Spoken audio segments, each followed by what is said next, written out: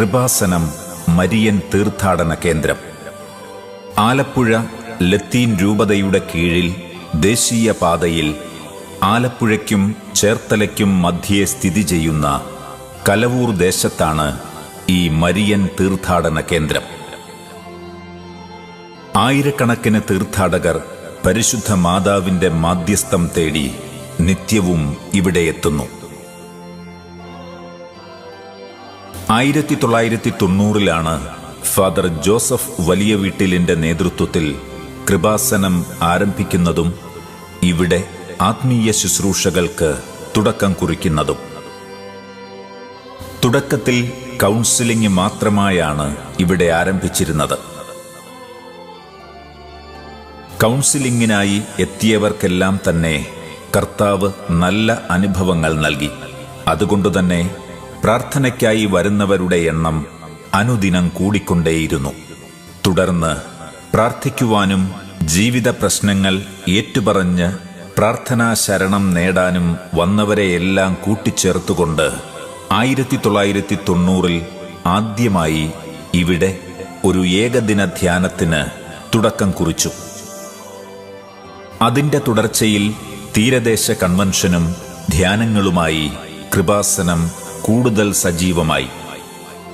അങ്ങനെ കൃപാസനത്തിന്റെ നിറവിൽ നയിക്കപ്പെട്ട ശുശ്രൂഷകൾ എല്ലാം തന്നെ അഭിഷേക വിജയം കൈവരിച്ചുകൊണ്ടിരിക്കുന്നതിനിടയിലാണ് ദൈവം കനിഞ്ഞു നൽകിയ കൃപാസനം എന്ന നാമത്തിന്റെ ദൈവിക പൊരുൾ തേടുന്നത്. 2004 മുതൽ ഞാനും ജോസഫച്ചനും എല്ലാ കൊല്ലവും ഞങ്ങൾ വേളാങ്കണ്ണി പോകുന്ന പതിവുണ്ട്. ഞങ്ങൾ അങ്ങനെ വേളാങ്കണ്ണി പോയി കഴിഞ്ഞാൽ അവിടെ ഒരു 10-40 കൊന്ത ആൾത്തറയിൽ ഒരുമിച്ച് ഒറ്റ സമയത്ത് തന്നെ ചെയ്തിട്ടാണ് ഞങ്ങൾ എണീക്കാറ്. അപ്പോൾ ഇതുപോലെ തന്നെ 2015 ഞങ്ങൾ വേളാങ്കണ്ണി പോകേണ്ടായിരുന്നു. അപ്പോൾ പതിവ് പോലെ ഞങ്ങൾ ആൾത്തറ ഇരുന്ന് കൊന്ത ചൊല്ലി കുറേ കൊന്ത ആയി കഴിഞ്ഞപ്പോൾ ഒരു 10-30 കൊന്ത ആയി കഴിഞ്ഞപ്പോഴത്തേക്കും എൻ്റെ മനസ്സിൽ അമ്മ ഇങ്ങനെ ഒരു കോൺട്രാക്റ്റ് എന്ന് പറഞ്ഞ് എനിക്ക് ഒരു വാക്ക് തന്നായിരുന്നു. അപ്പം ഞാൻ അച്ഛനോട് പറഞ്ഞ് എനിക്ക് കോൺട്രാക്റ്റ് എന്ന് പറഞ്ഞ് എന്തോ വെളിപ്പെടുന്നുണ്ട്. അവിടെ വെച്ച് കഴിഞ്ഞാൽ പല കാര്യങ്ങളും ഈ മെസ്സേജ് കാര്യങ്ങളെല്ലാം ആൾത്താരുടെ മുമ്പ് വെച്ചാൽ ഞാനും ജോസഫച്ചനോട് ഡിസ്കസ് ചെയ്യാറ്. അപ്പോൾ അമ്മ സംസാരിച്ചെന്നുള്ളൊരു ബോധ്യത്തോടെ തന്നെ ഞാൻ അച്ഛനോട് പറഞ്ഞപ്പോൾ അച്ഛൻ പറഞ്ഞു കോൺട്രാക്റ്റ് എന്ന് പറയണത് അത് ബിസിനസ് വാക്കാണ്, കോൺട്രാക്റ്റ് ഇല്ല, അത് ഉടമ്പടിയെക്കുറിച്ചാണ് അമ്മ പറയണത് എന്ന് പറഞ്ഞിട്ട് അച്ഛൻ എന്നോട് പറഞ്ഞ് ഒരു പേപ്പർ അച്ഛൻ എനിക്ക് എടുത്തു തന്നുകൊണ്ട് പറഞ്ഞ് ഇനി അമ്മ സംസാരിക്കണം, ഇതിൽ എഴുതി വെക്കണം, ഇത് അമ്മ സംസാരിച്ചുകൊണ്ടിരിക്കുകയാണെന്ന് പറഞ്ഞ് അച്ഛൻ അപ്പുറത്ത് കുറച്ച് മാറി നിന്നുകൊണ്ട് അച്ഛനും അവിടെ ഇരുന്ന് കൊന്ത ചൊല്ലാൻ തുടങ്ങി. എന്നിട്ട് ഞാൻ അവിടെ ഇരുന്ന് ഒരു 4 കൊന്ത ചൊല്ലിക്കഴിഞ്ഞപ്പോഴത്തേക്ക് അമ്മ അതേപോലെ തന്നെ വെളിപ്പെടുത്തി. അമ്മ പറഞ്ഞ് പാപത്തെക്കുറിച്ച് അമ്മ വെളിപ്പെടുത്തിയായിരുന്നു. ഈ പാപങ്ങൾ നമ്മളുടെ ഉള്ളിൽ ഉള്ളതുകൊണ്ടാണ് നമുക്ക് അനുഗ്രഹങ്ങൾ തടസ്സപ്പെടുന്നത്. അതാണ് അമ്മ വെളിപ്പെടുത്തിയത്. അപ്പോൾ ഞാൻ അവിടെ ഇരുന്ന് പല പാപങ്ങളും അമ്മ വെളിപ്പെടുത്തിയത് എല്ലാ പാപങ്ങളും ഞാൻ അങ്ങോട്ട് നമുക്ക് അനുഗ്രഹം തടസ്സമായിട്ടിരിക്കുന്ന പാപങ്ങളൊക്കെ അങ്ങോട്ട് എഴുതിയായിരുന്നു. അപ്പോൾ അച്ഛൻ കുറച്ച് കഴിഞ്ഞപ്പോൾ അച്ഛനും കൊന്ത ചൊല്ലിക്കഴിഞ്ഞിട്ട് അച്ഛൻ അവിടെ ഇരുന്ന് പേപ്പറിൽ എന്തോ എഴുതിക്കൊണ്ടിരിക്കുകയായിരുന്നു. കുറച്ച് മാറിയിട്ട് അച്ഛനും ഇങ്ങോട്ട് വന്ന് എന്നിട്ട് അച്ഛൻ എൻ്റെ പേപ്പർ എടുത്ത് നോക്കിയപ്പോൾ ഞാൻ പറഞ്ഞ അമ്മ വെളിപ്പെടുത്തിയത് പാപത്തെക്കുറിച്ചാണ്, അതാണ് ഞാൻ എഴുതി വെച്ചിരിക്കുന്നത്. നമ്മളെ അനുഗ്രഹം തടസ്സപ്പെടുന്നത് പാപങ്ങൾ നമ്മളുടെ ഉള്ളിൽ ഉള്ളതുകൊണ്ടാണ് എന്ന് പറഞ്ഞപ്പോഴത്തേക്ക് അച്ഛൻ എഴുതിയ പേപ്പർ എടുത്ത് കാണിച്ചുകൊണ്ട് എന്നോട് പറഞ്ഞ് ഇതിൽ എനിക്ക് വെളിപ്പെടുത്തിയത് അമ്മ അനുഗ്രഹമാണ്. അപ്പോൾ പാപവും അനുഗ്രഹവും ആയപ്പോഴത്തേക്ക് ഇത് കറക്റ്റ് അമ്മ തന്നെ വെളിപ്പെടുത്തി. അവിടെ ഉടമ്പടി പ്രാർത്ഥന അവിടെ വെച്ച് രൂപീകരിക്കപ്പെട്ടു. കൃപാസനം എന്ന് പറയുന്നത് ദൈവമായ കർത്താവാൽ തെരഞ്ഞെടുക്കപ്പെട്ട ഒരു ജനത വാഗ്ദാന നാട് തേടി മരുഭൂമിയിലൂടെ യാത്ര ചെയ്യുമ്പോൾ ശക്തി ചൈതന്യമായി അവരുടെ മധ്യത്തിൽ സഞ്ചരിച്ചിരുന്ന സാക്ഷ്യപേടകത്തിന്റെ മേൽത്തട്ടിൽ ചിറകുവിരിച്ച സ്വർണ്ണ കിരൂബുകളുടെ മധ്യത്തിലായി സ്ഥാപിക്കപ്പെട്ട ദൈവസന്നിധാനത്തിന്റെ പേരാണ് കൃപാസനം എന്ന് പഴയ നിയമം ബൈബിൾ സാക്ഷ്യപ്പെടുത്തുന്നു. ഈ സാക്ഷ്യപേടകം ഒരു സ്വർണ്ണ പേടകമാണ്. അത് ദൈവനിർദ്ദേശപ്രകാരം മോശ കരുവേലിത്തടിയിൽ നിർമ്മിച്ച് അകത്തും പുറത്തും സ്വർണ്ണ തകിടുകൾ പതിപ്പിച്ച ഈ സാക്ഷ്യപേടകത്തിന്റെ ഉള്ളിൽ 3 അതിവിശുദ്ധ വസ്തുക്കൾ നിക്ഷേപിച്ചിരിക്കുന്നു. 1. മോശയ്ക്ക് ദൈവം നൽകിയ കൽപ്പനകളടങ്ങുന്ന കൽപ്പലക. 2 അഹറോന്റെ പൂത്തവടി. 3 സ്വർണ്ണ കലശത്തിലുള്ള മന്ന അപ്പം. ഈ ദൈവ സാന്നിധ്യത്തെ വഹിച്ചുകൊണ്ടായിരുന്നു ഇസ്രായേൽ ജനം യുദ്ധം ജയിച്ചതും ജെറീക്കോ തകർത്തതും ജോർദാൻ പിളർത്തിയതും വാഗ്ദാന നാട് പ്രാപിച്ചതും.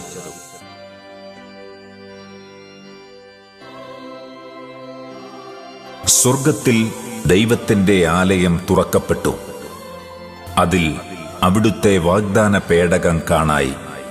ആ വാഗ്ദാന പേടകം ആരാണെന്ന് വെളിപാടിന്റെ പുസ്തകത്തിൽ യോഹന്നാൻ ഇപ്രകാരം വെളിപ്പെടുത്തിയിരിക്കുന്നു.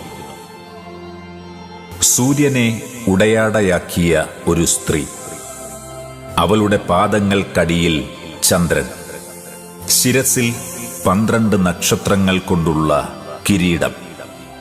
അവൾ ഗർഭിണിയായിരുന്നു.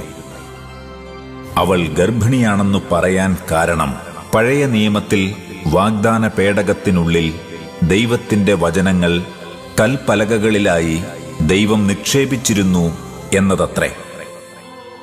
പുതിയ നിയമത്തിലെത്തിയപ്പോൾ തൽസ്ഥാനത്ത് വാഗ്ദാന പേടകമായ പരിശുദ്ധ അമ്മയുടെ ഉദരത്തിൽ ജീവനുള്ള ദൈവത്തിന്റെ വചനം ദൈവം നിക്ഷേപിച്ചത് മാംസത്തിൽ തന്നെയായിരുന്നു. അതുകൊണ്ടാണ് പരിശുദ്ധ അമ്മയെ വാഗ്ദാനത്തിന്റെ പേടകം എന്ന് സഭ വിശേഷിപ്പിക്കുന്നത്. 6 കാര്യങ്ങൾ മരിയൻ ഉടമ്പടി ചെയ്യുന്നവരെ ദൈവ തിരുസന്നിധി നിറവേറ്റിക്കൊള്ളാമെന്ന് ദൈവത്തോട് വാഗ്ദാനം ചെയ്യുന്നതാണ് മരിയൻ ഉടമ്പടി. അമ്മയുടെ വചനം പാലിച്ചു, അമ്മയുടെ വചനം മാതൃകയാക്കിക്കൊണ്ട് അവൻ പറഞ്ഞ 6 കാര്യങ്ങൾ, അതായത് നിങ്ങൾ ലോകം മുഴുവൻ പോവുക, സുവിശേഷം പ്രസംഗിക്കുക, അവൻ പറഞ്ഞതാണ്. അവൻ പറഞ്ഞതുപോലെ മരിയൻ ഉടമ്പടി ചെയ്യുന്നവർ പ്രേക്ഷിത വേല ചെയ്യും. ആത്മാക്കൾ വീണ്ടെടുപ്പിന് വേണ്ടി കർത്താവിനെ അറിയാത്തവരെ അറിയിക്കാനും അറിഞ്ഞവരെ ആഴപ്പെടുത്താനും വേണ്ടി ചെയ്യും. അങ്ങനെ 6 കാര്യങ്ങളുണ്ട് മരിയൻ ഉടമ്പടിയിലുള്ളത്. ഞാൻ രോഗിയായിരുന്നു, നിങ്ങളെന്നെ കണ്ടു, നിങ്ങളെന്നെ സന്ദർശിച്ചു എന്ന് പറയുന്നതും അവൻ പറഞ്ഞതാണ്. രോഗികളെ സന്ദർശിക്കുന്നതും അതുപോലെ തന്നെ ഉപവിപ്രവർത്തനങ്ങൾ ചെയ്യുന്നതും മരിയൻ ഉടമ്പടിയുടെ ദൈവത്തോട് നമ്മൾ ചെയ്യുന്ന വാഗ്ദാനമാണ്. ദൈവവചനം കേൾക്കുകയും അതിനെ ജീവിക്കുകയും ചെയ്യുക എന്നുള്ളത് യേശുവിനെക്കുറിച്ച്, അമ്മയെക്കുറിച്ച് ഈശോ പറഞ്ഞതാണ്. ഈശോ അമ്മയെക്കുറിച്ച് പറഞ്ഞത് അമ്മ എങ്ങനെ അമ്മയായെന്ന് പറഞ്ഞാൽ ദൈവവചനം കേട്ടിട്ടാണ്, അതനുസരിച്ച് ജീവിച്ചിട്ടാണ്. നമ്മൾക്കും യേശുവിൻ്റെ അമ്മയാകാമെന്ന് പറയുമ്പോൾ ദൈവവചനം പറയണത് ദൈവവചനം കേട്ടാൽ അതനുസരിച്ച് ജീവിച്ചാൽ നമുക്ക് യേശുവിൻ്റെ അമ്മയെപ്പോലെ ആകാൻ കഴിയും. അങ്ങനെ ആയി കഴിയുമ്പോൾ ഇതെങ്ങനെ സംഭവിക്കുമെന്ന് ചോദിക്കുന്ന എല്ലാ ചോദ്യങ്ങൾക്കും ദൈവം പറഞ്ഞ ഉത്തരവുണ്ട്. പരിശുദ്ധാത്മാവ് നിൻ്റെ മേൽ വരും. പരിശുദ്ധാത്മാവിനെ, ദൈവത്തെ ശക്തിയെ നമ്മുടെ മേൽ വരുത്താൻ വേണ്ടി, അവൻ പറഞ്ഞ പോലെ ചെയ്യാൻ വേണ്ടി നമ്മൾ അത് അനുഷ്ഠിച്ച് കഴിയുമ്പോഴാണ് ദൈവത്തിൻ്റെ ശക്തി ആവഹിച്ചിട്ട് ദൈവത്തിനൊന്നും അസാധ്യമില്ലല്ലോ എന്ന് പറഞ്ഞില്ല. അന്നും അസാധ്യമല്ലാത്ത ദൈവത്തെ കൊണ്ട് എല്ലാം സാധ്യമാക്കി തീർക്കുന്ന ദൈവിക പദ്ധതിയാണ് അത്. മറിയത്തോട് വെളിപ്പെടുത്ത പദ്ധതി അതുപോലെ തന്നെ അനുവർത്തിക്കുമ്പോഴാണ് മരിയൻ ഉടമ്പടി ഉണ്ടാകുന്നത്. ആ മരിയൻ ഉടമ്പടിയിലൂടെയാണ് പെട്ടെന്ന് ദൈവാനുഭവം ഉണ്ടാകുകയും സമയം ചുരുങ്ങുകയും നടക്കാത്ത കാര്യങ്ങൾ നടത്തുകയും ചെയ്യുന്നത്. ഞാൻ നിനക്ക് തരാൻ പോകുന്ന ഈ ഉടമ്പടി പത്രിക നീ പേടകത്തിനുള്ളിൽ നിക്ഷേപിക്കണം എന്ന വചനത്തെ അനുസ്മരിച്ചുകൊണ്ട് പുതിയ നിയമത്തിലെ വാഗ്ദാന പേടകമായ പരിശുദ്ധ അമ്മയുടെ മധ്യസ്ഥതയിലാണ് കൃപാസനത്തിൽ ഉടമ്പടി പ്രാർത്ഥനാ നിയോഗങ്ങൾ എല്ലാം തന്നെ സമർപ്പിക്കുന്നത്.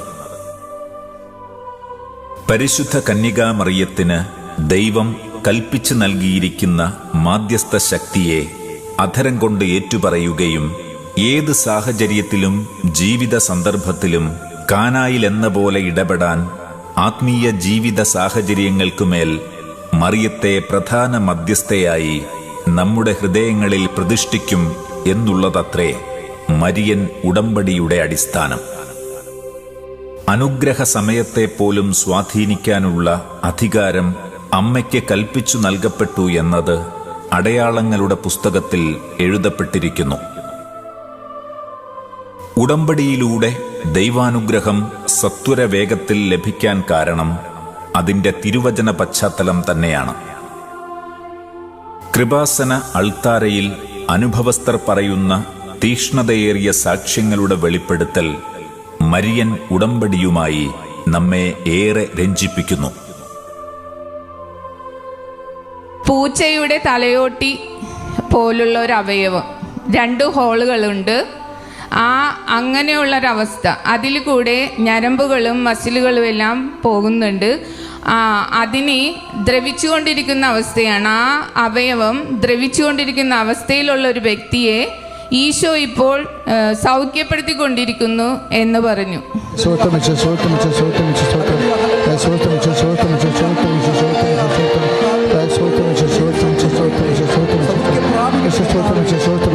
Lord Jesus Christ, pour out His Spirit.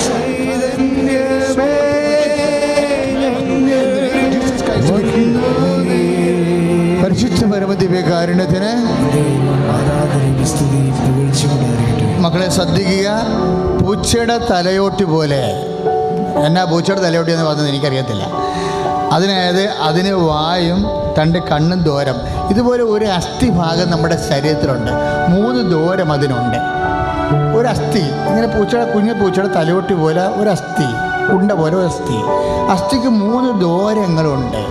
അതിലൂടെ ഞരമ്പോ പേശികളൊക്കെ പസ് ചെയ്യണതാണ്. പക്ഷേ 3 ദൂരങ്ങളിൽ ദ്രവിപ്പുണ്ട്. ആ അസ്ഥി ദ്രവിച്ചുകൊണ്ടിരിക്കുക. അതുപോലെ ഇത്തരം അസ്ഥിക്ക് രോഗമുള്ളവരെ കർത്താവ് ഇപ്പം സ്പർശിച്ച് സുഖപ്പെടുത്തിക്കൊണ്ടിരിക്കുന്ന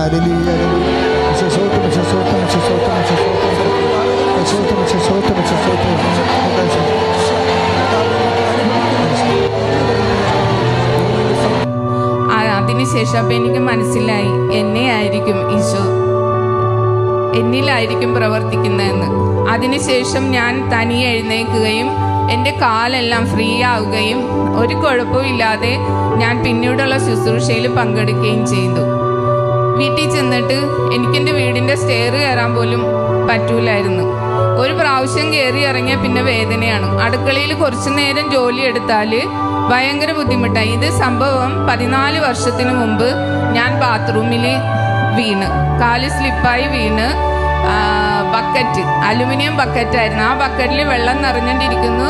ഞാൻ സോപ്പ് തേച്ച് കഴിഞ്ഞപ്പോഴേക്കും ചെരുപ്പ് സ്ലിപ്പായി ആ ബക്കറ്റിൽ അടിച്ച് വീണ്. അതായത് ആ അവയവം, പെൽവിക് ബോൺ എന്ന് പറഞ്ഞ അവയവം ഞരമ്പുകൾ 2 ചതവ് പറ്റി. കുറേ നാളുകൾ വേദന സഹിച്ച് ലൂർദ് ഹോസ്പിറ്റലിൽ പോയപ്പോഴേക്കും ഡോക്ടർ പറഞ്ഞു 2 ഞരമ്പുകൾ പോയി, അത് ഓപ്പറേഷൻ ചെയ്യണമെന്ന് പറഞ്ഞു.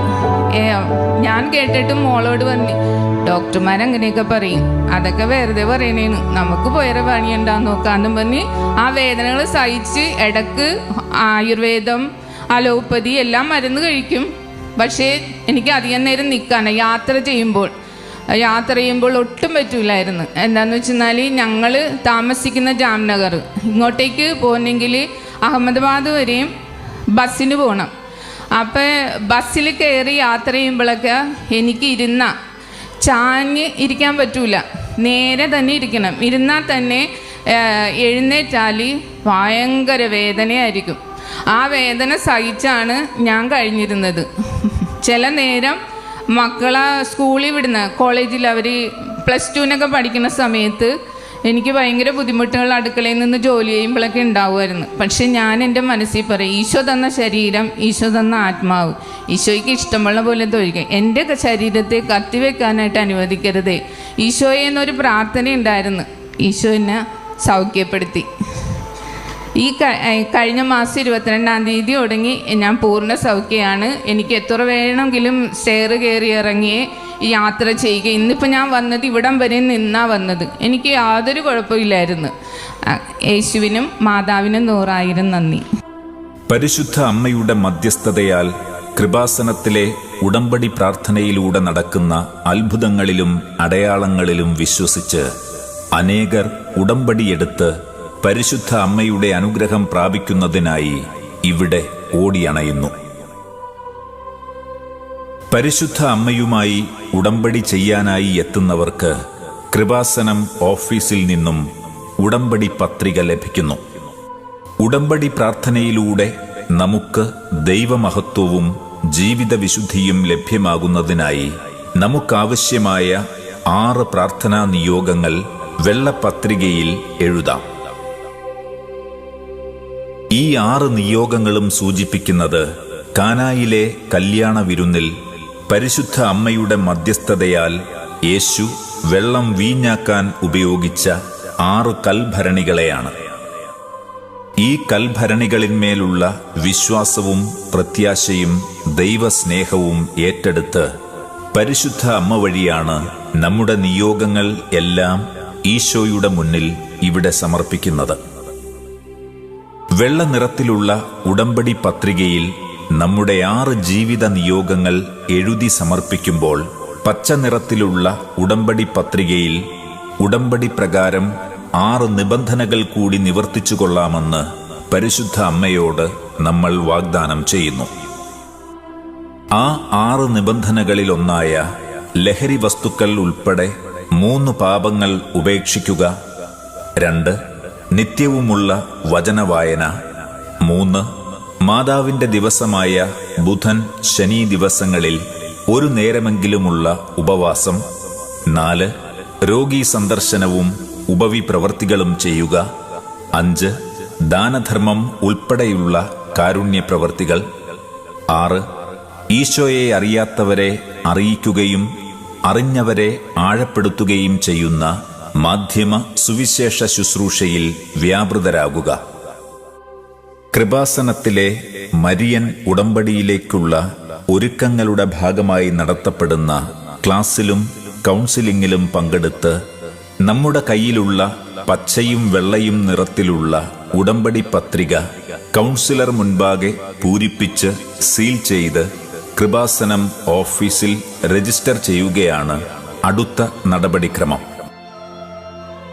തുടർന്ന് പ്രത്യേകം സജ്ജമാക്കിയ മാതാവിന്റെ തിരുരൂപത്തിന് മുൻപിൽ നടക്കുന്ന പ്രാർത്ഥനയ്ക്കിടയിൽ കൃപാസന അൾത്താരയിൽ വെച്ച് ദിവ്യബലിക്ക് ശേഷം 12 പ്രാവശ്യം പ്രത്യേകം പ്രാർത്ഥിച്ച പച്ചയും നീലയും നിറത്തിലുള്ള മെഴുകുതിരികൾ, ഉടമ്പടി തൈലം, വെഞ്ചരിച്ച ഉപ്പ്, കാശുരൂപം, പ്രാർത്ഥനാ കൈപ്പുസ്തകം എന്നീ ഉടമ്പടി നേർച്ച വസ്തുക്കൾ അടങ്ങിയ ഒരു കവർ ലഭിക്കുന്നു. പ്രാർത്ഥനയ്ക്കു ശേഷം പരിശുദ്ധ അമ്മയുടെ രൂപത്തെ കൈകളിലേന്തി പ്രാർത്ഥനാ നിരതമായുള്ള പ്രദക്ഷിണം അമ്മയുടെ സന്നിധിയിലെത്തി മിനോറ എന്ന വിളക്കിൽ എണ്ണയൊഴിച്ച് തിരിതെളിച്ചുകൊണ്ട് ഉടമ്പടി പ്രഖ്യാപിക്കുന്നു.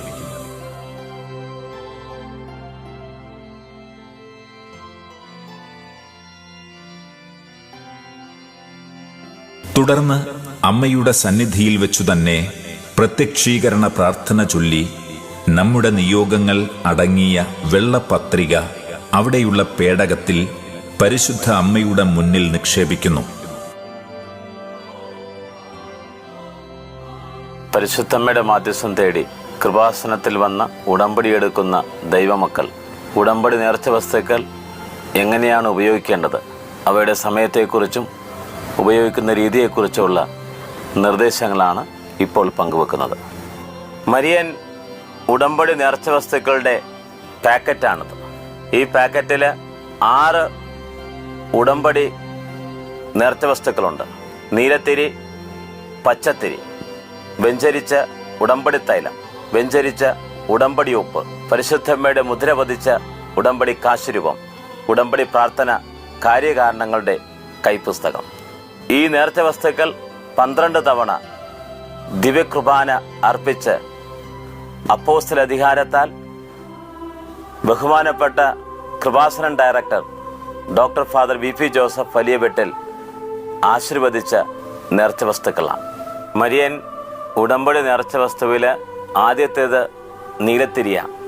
നീലത്തിരി കത്തിച്ച് പ്രഭാതത്തിൽ 6 മണിക്ക് മുമ്പായി ഏത് രാജ്യത്തിരുന്നാണെങ്കിലും ഉടമ്പടി പ്രാർത്ഥന കൈപ്പുസ്തകത്തിലെ 60-ാമത്തെ പേജിലെ പ്രാർത്ഥന, പ്രത്യക്ഷീകരണ മധ്യസ്ഥ പ്രാർത്ഥന ചൊല്ലിയ ശേഷം ഒരു വിശ്വാസ പ്രമാണം, 7 സ്വർഗസ്നായ പിതാവേ എന്ന പ്രാർത്ഥനയും 7 നന്മ നിറഞ്ഞ മറിയമേ എന്ന പ്രാർത്ഥനയും ചൊല്ലി കാഴ്ചവെക്കണം. പ്രത്യക്ഷീകരണ മധ്യസ്ഥ പ്രാർത്ഥനയ്ക്ക് നീലത്തിരി ഉപയോഗിക്കുന്നതിന് കാരണം പരിശുദ്ധമ്മ വാഗ്ദാന പേടകമാണ്.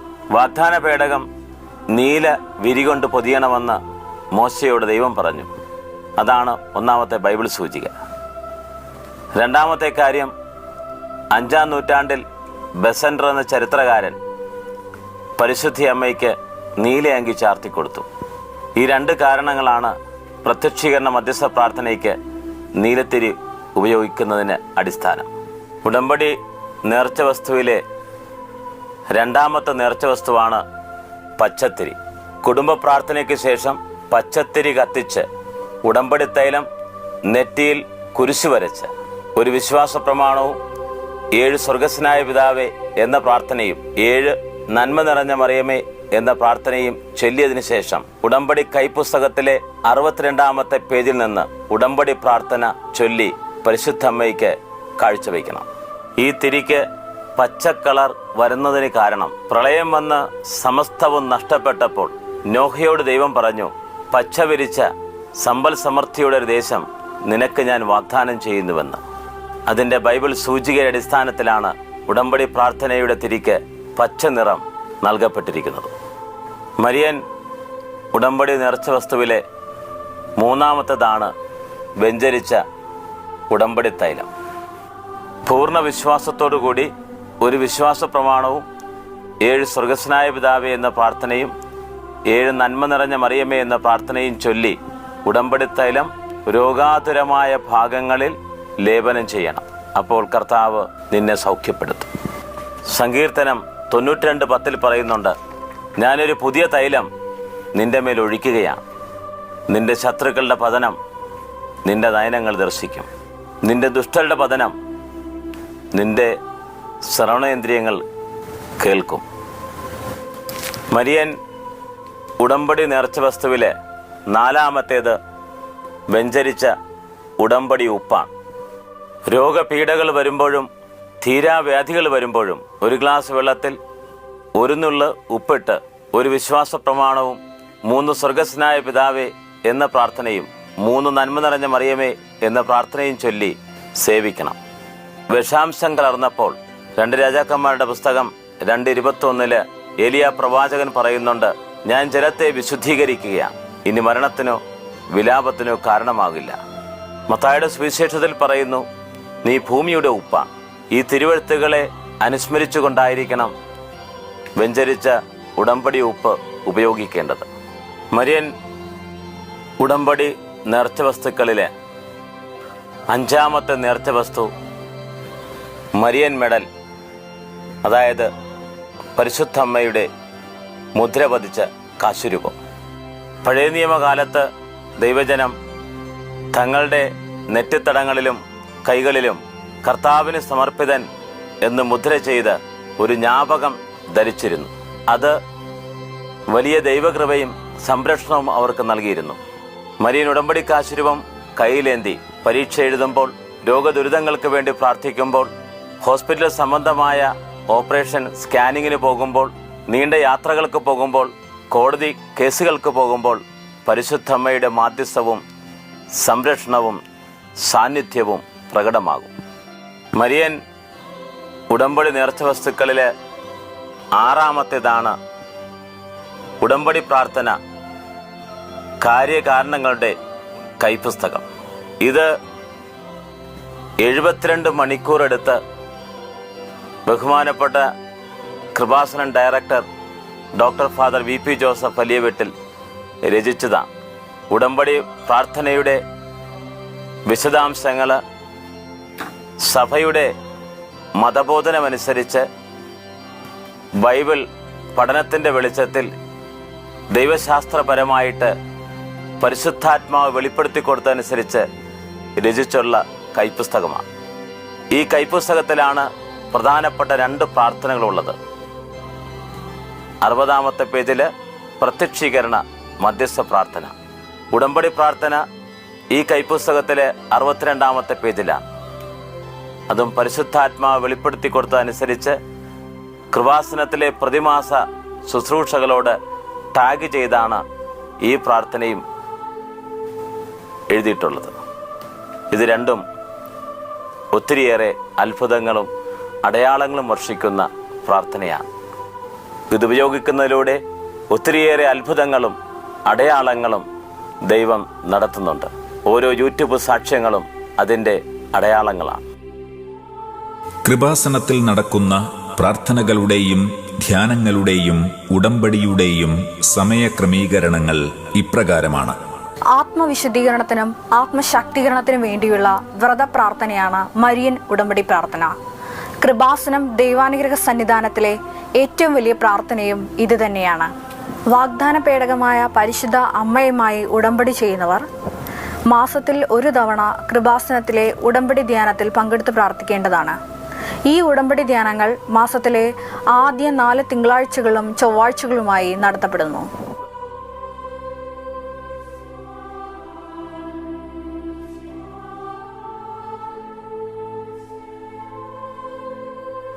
കൂടാതെ 2-ാം ചൊവ്വാഴ്ചകളിൽ കൃപാസനത്തിൽ തമിഴ് കൂട്ടായ്മ നടത്തപ്പെടുന്നു. അന്നേ ദിവസം തമിഴ്നാട്ടിൽ നിന്ന് എത്തുന്ന തീർത്ഥാടകർക്ക് കൃപാസനത്തിൽ മരിയൻ ഉടമ്പടി എടുക്കുന്നുള്ള സൗകര്യം ഏർപ്പെടുത്തിയിട്ടുണ്ട്. ഇതിനു പുറമെ 2-ാം ശനിയാഴ്ചകളിൽ യൂത്ത് മിഷൻ കൂട്ടായ്മയും 4-ാം ബുധനാഴ്ചകളിൽ അഖണ്ഡ ജപമാലയോടുകൂടിയ പ്രേക്ഷിത കൂട്ടായ്മയും നടത്തപ്പെടുന്നു. ഉദ്യോഗസ്ഥർക്ക് വേണ്ടിയുള്ള പ്രത്യേക ഉടമ്പടി ധ്യാനം മാസത്തിലെ ഏതെങ്കിലും ആഴ്ചയിൽ ആദ്യത്തെ 4 ദിവസങ്ങളിൽ വരുന്ന ഏതെങ്കിലും ഒരു പൊതു അവധി ദിവസം നടത്തപ്പെടുന്നു. ഈ വിവരം സോഷ്യൽ മീഡിയയിലൂടെ നിങ്ങളെ മുൻകൂട്ടി അറിയിക്കുന്നതായിരിക്കും.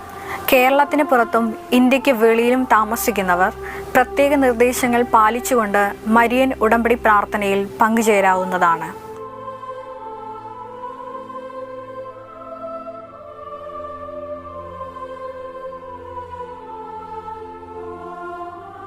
ഏതെങ്കിലും കാരണവശാൽ കൃപാസനത്തിൽ വന്ന് മരിയൻ ഉടമ്പടി പ്രാർത്ഥനയിൽ പങ്കുചേരാൻ സാധിക്കാത്തവർക്ക് കൃപാസനം മരിയൻ വെബ്സൈറ്റിൽ ഓൺലൈനിൽ മെഴുകുതിരി കത്തിച്ച് നിയോഗങ്ങൾ സമർപ്പിച്ച് പ്രാർത്ഥിക്കാവുന്നതാണ്. പരിശുദ്ധ അമ്മയുടെ മധ്യസ്ഥ ശക്തി വഴി ഇനിയും അനേകം ദൈവകൃപകൾ നമുക്കും നമ്മുടെ സമൂഹത്തിനും കൈവരട്ടെ എന്ന് പ്രാർത്ഥിക്കുന്നു.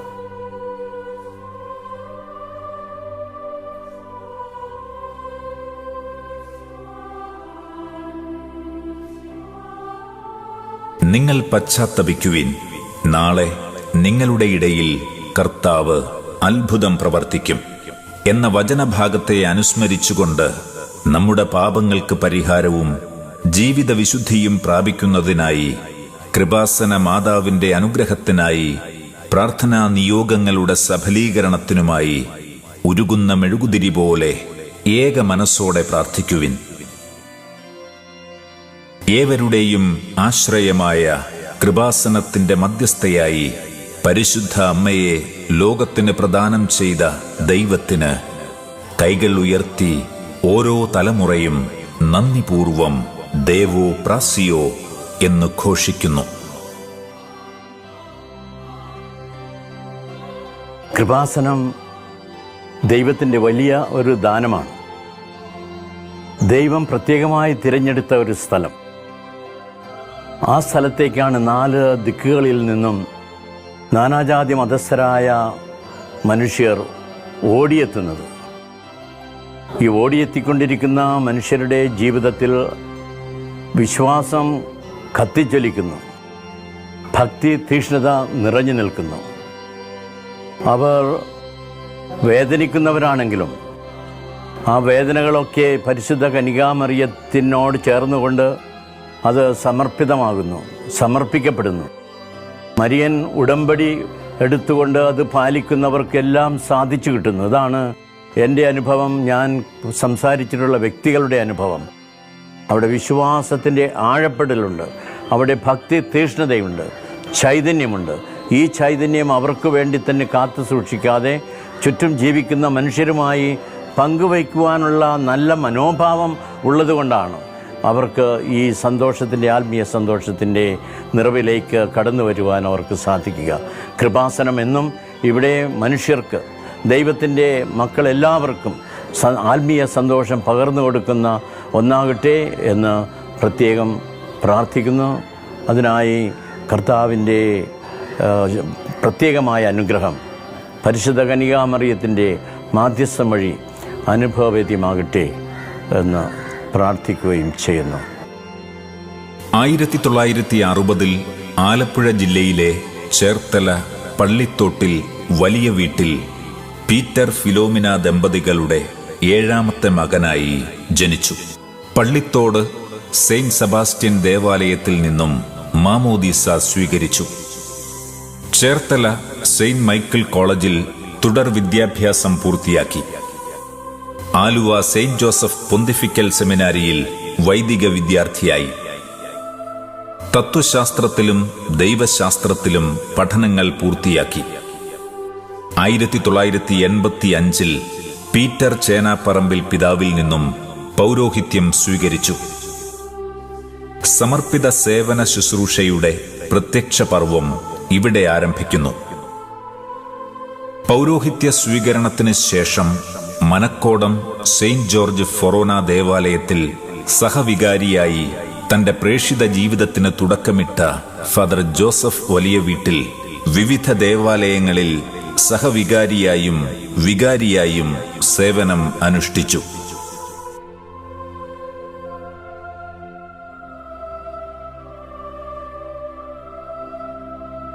തന്റെ നീണ്ട 34 വർഷത്തെ അജപാലന ശുശ്രൂഷയിലൂടെ സംസ്ഥാനത്തിനകത്തും പുറത്തും അദ്ദേഹം നടത്തിയ ധ്യാനങ്ങളിൽ 1.5 കോടിയിലധികം ജനങ്ങളെ ധ്യാനിപ്പിക്കുകയും പ്രത്യേക പ്രാർത്ഥനാ കൗൺസിലിംഗിലൂടെ ലക്ഷക്കണക്കിന് കുടുംബങ്ങളിൽ സമാധാനം പുനഃസ്ഥാപിക്കുകയും ചെയ്തു.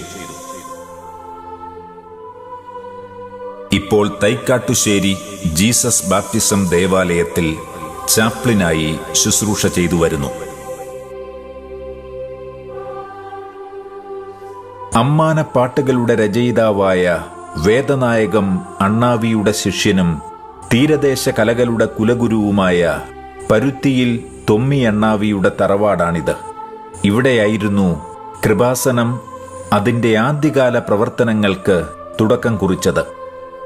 കൃപാസനത്തിന്റെ ആദ്യകാല അടിസ്ഥാന സ്ഥാപക പ്രവർത്തകരായിരുന്നു ഇവർ.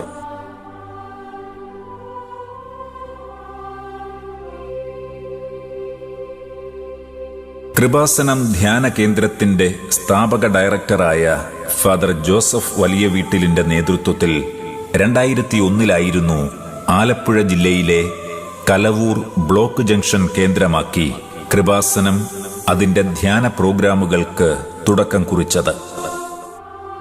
1989 വലിയ വീട്ടിൽ ഡോക്ടർ ഫാദർ വി.പി. ജോസഫിന്റെ നേതൃത്വത്തിലാണ് കൃപാസനം ആത്മീയ സാമൂഹിക സാംസ്കാരിക കേന്ദ്രത്തിന് തുടക്കം കുറിച്ചത്. കലവൂർ തീരദേശ ഹൈവേയിൽ തന്നെയാണ് സാംസ്കാരിക കേന്ദ്രത്തിന്റെയും കോസ്റ്റൽ ഫോക്ക് അക്കാദമിയുടെയും പ്രവർത്തനങ്ങളെല്ലാം ഇന്നും നടന്നുകൊണ്ടിരിക്കുന്നത്. ഇന്ത്യയിലെ തന്നെ ആദ്യത്തെ കടലോര കലാ മ്യൂസിയമാണ് കൃപാസനത്തിലെ audio visual digital live museum. കലാ മ്യൂസിയത്തിനും കൃപാസനം സാംസ്കാരിക മിഷനും തുടക്കം കുറിച്ച ഫാദർ ജോസഫ് വലിയ വീട്ടിലിന്റെ യഥാർത്ഥ ഉദ്ദേശം ദേശീയോദ്ഗ്രഥനം തന്നെയാണ്. കൃപാസനത്തിന്റെ പ്രധാനപ്പെട്ട ഒരു വിഷനാണ് തീരകലാ പുനജ്ജീവനം. അതിനുവേണ്ടി ആദ്യം ചെയ്തത് നഷ്ടപ്പെടാതെ അവശേഷിച്ച ഇത്തരം കടലോര കലാരൂപങ്ങൾ സംരക്ഷിക്കുക എന്നതായിരുന്നു. നമ്മുടെ സംസ്കാരവും പൈതൃകവും ദേശവ്യാപകമായി പ്രചരിക്കുന്നതിനും ആഗോളതലത്തിൽ തന്നെ കൈമാറ്റം ചെയ്യുന്നതിനുമുള്ള ഒരു സംവിധാനം കൂടിയാണിത്.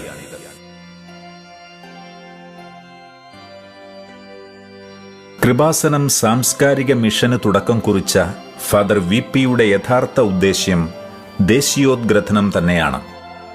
മുംബൈ, ഡൽഹി, ചെന്നൈ, കുവൈറ്റ് എന്നീ നാടുകളിൽ കൃപാസനം പൗരാണിക രംഗകലാപീഠം ചവിട്ടുനാടകം വിവിധ സ്റ്റേജുകളിൽ അവതരിപ്പിക്കുകയുണ്ടായി.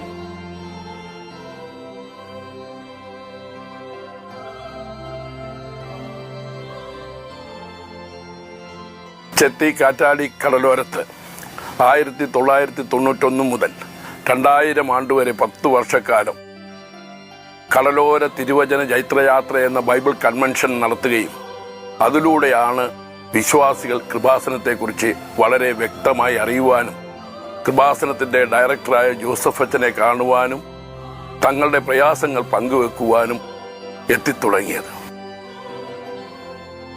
ജോസഫ് അച്ഛൻ്റെ അത്ഭുതകരമായിട്ട് ഞങ്ങൾ അദ്ദേഹത്തെ വീക്ഷിക്കുന്നത്, അദ്ദേഹം ഇങ്ങനെയെല്ലാമാണെന്നുണ്ടെങ്കിലും സാംസ്കാരിക തലത്തിലും സാമൂഹ്യ തലത്തിലും ഒത്തിരി അധികം പ്രവർത്തിച്ചു പോരും. തീരപ്രദേശത്തിൻ്റെ ഏത് വേദനകളിലും അവിടെയെല്ലാം ഏത് ആപത്ഘട്ടങ്ങളിലും ഏത് അപകടകരമായ അവസ്ഥയിലും അവിടെ ചെന്ന് നിന്ന് മത്സ്യമേഖലയിൽ പങ്കെടുക്കുന്ന മക്കളെ ആശ്വസിപ്പിക്കുവാനും അവർക്ക് വരുന്ന കഷ്ടനഷ്ടങ്ങൾ അധികാരികളിൽ ബോധ്യപ്പെടുത്തുവാനും അവരുടെ ആവശ്യങ്ങൾ നിറവേറ്റുവാനും ശ്രമിക്കുന്നത് ഞങ്ങൾ കണ്ടിട്ടുണ്ട്. എങ്ങനെ ഇതിനെല്ലാം അച്ഛൻ സമയം കണ്ടെത്തുന്നു എന്നുള്ളത് വളരെ അത്ഭുതത്തോടെ അച്ഛനെ ഞങ്ങൾ നോക്കിക്കാണും. അച്ഛൻ്റെ ഇടവക ഭരണകാലത്ത് മദ്യാസക്തി കൂടുതലുണ്ടായിരുന്ന തീരപ്രദേശത്തെ വ്യക്തികളെ കൗൺസിലിങ്ങിലൂടെ അതിൽ നിന്ന് വിമുക്തരാക്കുകയും അതിൻ്റെ മദ്യനിരോധന സമിതിയുടെ തലപ്പത്തിരുന്നുകൊണ്ട് കേരളത്തിൻ്റെ നാനാഭാഗങ്ങളിൽ പലവിധ ഷാപ്പുകൾ അടപ്പിക്കുവാനും മദ്യനിരോധനത്തിനു വേണ്ടി ശക്തമായി വാദിക്കുവാനും അച്ഛൻ പുറപ്പെട്ടിട്ടുണ്ട്. തീരദേശ ക്രിസ്തീയ കലകളായ ചവിട്ടുനാടകം, പരിചുമുട്ടുകളി, ദേവാസ്തവിളി, അമ്മാനം, പുത്തമ്പാന, വള്ളപ്പാട്ട്, സാമാക്കരോൾ എന്നീ കലകളെ പുനരുദ്ധരിക്കുവാൻ അച്ഛൻ അശ്രാന്ത പരിശ്രമം നടത്തിയിട്ടുണ്ട്. അതിന് ചവിട്ടുനാടകത്തെക്കുറിച്ച് അച്ഛൻ സകല വിജ്ഞാനകോശം തന്നെ നടത്തുകയും സാഹിത്യ അക്കാദമിയുടെ പുരസ്കാരം വാങ്ങുകയും അത് ഗവൺമെന്റ് തന്നെ പ്രസിദ്ധീകരിക്കുവാനും മുന്നോട്ട് വന്നിട്ടുണ്ട്. ഏഷ്യയിലെ ഏറ്റവും വലിയ കലാകായിക മേളയായ സ്കൂൾ യുവജനോത്സവത്തിൽ അതിന്ന് ഒരു മത്സര ഇനമായി പുരോഗമിക്കുന്നു. ഇന്ന് കൃപാസനം ദൈവം അനുഗ്രഹിച്ചു തന്ന ഉടമ്പടി എന്ന മഹത്തരമായ പ്രാർത്ഥന നടക്കുന്നു. ആ പ്രാർത്ഥനയിലൂടെ ദൈവവുമായി ഒരു ഉടമ്പടി വെക്കുമ്പോൾ അവനെ വിശുദ്ധീകരിക്കുവാനും ആ വിശുദ്ധിയിൽ അവൻ നിലനിൽക്കുവാനും വിശുദ്ധിയിൽ നിലനിൽക്കുന്ന ആ മകന്, ആ വ്യക്തിക്ക് വന്നിരിക്കുന്ന ഭൗതികമായ ആവശ്യങ്ങളുടെ മേൽ പരിശുദ്ധ അമ്മയുടെ മധ്യസ്ഥയാൽ ദൈവം അനുഗ്രഹിക്കപ്പെടുവാനും അച്ഛൻ ഇന്ന് ഉടമ്പടി പ്രാർത്ഥനയിലൂടെ അവനെ നയിക്കുന്നു. ഇതെല്ലാം ചെയ്യുന്ന ബഹുമാനപ്പെട്ട ജോസഫ് അച്ഛന് ഇനിയും ആയുസ്സാരോഗ്യം ലഭിക്കട്ടെ, പരിശുദ്ധാത്മാവിന്റെ നിറവിൽ നിന്ന് ഞങ്ങളുമായി സഹകരിച്ച് മുന്നോട്ട് പോകട്ടെ എന്ന് പ്രാർത്ഥിക്കുന്നതോടൊപ്പം അച്ഛനുമായി ഈ ജന്മത്തിൽ സഹകരിക്കുവാനും പ്രാർത്ഥിക്കുവാനും എല്ലാ അവസരം ഒരുക്കി തന്ന ദൈവത്തോട് നന്ദി പറയുകയും ചെയ്യുന്നു. മനുഷ്യാവകാശ പോരാട്ടങ്ങളിൽ മുഖ്യ പങ്കാളിയും ആലപ്പുഴ രൂപതാംഗവുമായ ഫാദർ ജോസഫ് വലിയ വീട്ടിൽ എഴുത്തുകാരൻ, പ്രഭാഷകൻ, ചരിത്ര ഗവേഷകൻ, സോഷ്യൽ ആക്ടിവിസ്റ്റ്, കലാസംവിധായകൻ, കൗൺസിലർ, ധ്യാനഗുരു എന്നീ നിലകളിലുള്ള പ്രവർത്തനങ്ങൾ കടലോര മേഖലയിലെ വിശ്വാസ സമൂഹത്തിൻ്റെയും ഇതര സമൂഹങ്ങളുടെയും ആത്മീയവും ഭൗതികവുമായ ജീവിതത്തിലേക്ക് വെളിച്ചം വീശിക്കൊണ്ട് നിർബാധം തുടരുന്നു. 2017 സമാധാനത്തിനു വേണ്ടിയുള്ള doctor KR Narayanan national foundation സമാധാന പുരസ്കാരവും 2016 വൈജ്ഞാനിക സാഹിത്യ ഗ്രന്ഥങ്ങൾക്കുള്ള KRLCC സംസ്ഥാന അവാർഡും 2012 Catholic priest conference of India സംഘടിപ്പിച്ച CPCI അവാർഡും ലഭിച്ചതോടെ അദ്ദേഹം സംസ്ഥാനത്തിന്റെയും സഭയുടെയും അഭിമാനമായി മാറി. 2017 ഡോക്ടർ ഫാദർ VP ജോസഫ് രചിച്ച ചവിട്ടുനാടക വിജ്ഞാനകോശം എന്ന ഗ്രന്ഥത്തിന് തിക്കുറിശ്ശി ഫൗണ്ടേഷൻ ഏർപ്പെടുത്തിയ മികച്ച നാടക പുസ്തകത്തിനുള്ള പുരസ്കാരം ബഹുമാനപ്പെട്ട കേരള മുഖ്യമന്ത്രിയിൽ നിന്നും ഏറ്റുവാങ്ങുകയുണ്ടായി. 2004 കയർ മേഖലയിലെ തൊഴിലാളി സ്ത്രീ ശാക്തീകരണത്തിന് സഹായിച്ച നാടൻ മോട്ടോർ റാഡിന്റെ കണ്ടുപിടുത്തത്തിന് കയർ ബോർഡിന്റെ നാഷണൽ അവാർഡും 2006 KCBC പ്രതിഭ അവാർഡ്, 2008 കേന്ദ്ര ഗവൺമെന്റിന്റെ senior fellowship award, 2010 KCBC media award, 2013 IBC Cambridge degree of merit award, 2013-16 കാലയളവിൽ പ്രസിദ്ധീകരിച്ച മികച്ച വൈജ്ഞാനിക ഗ്രന്ഥത്തിനുള്ള കേരള സാഹിത്യ അക്കാദമി അവാർഡും, 2014 ചവിട്ടുനാടക വിജ്ഞാനകോശം ഗവേഷണ പഠന ഗ്രന്ഥത്തിന് international Tamil university for distance education നൽകിയ ഡോക്ടറേറ്റ് തുടങ്ങിയ നിരവധി ബഹുമതികൾ ഈ കർമ്മയോഗിയെ തേടിയെത്തി. 2018 വൈജ്ഞാനിക സാഹിത്യത്തിനുള്ള കേരള സാഹിത്യ അക്കാദമി അവാർഡിന് പുറമെ Sangeetha Nataka academy, folklore academy ഉൾപ്പെടെ ഒത്തിരിയേറെ ആദര പ്രസ്ഥാനങ്ങൾ അദ്ദേഹത്തിന് പുരസ്കാരങ്ങൾ സമർപ്പിക്കുവാൻ എത്തിയിരുന്നു.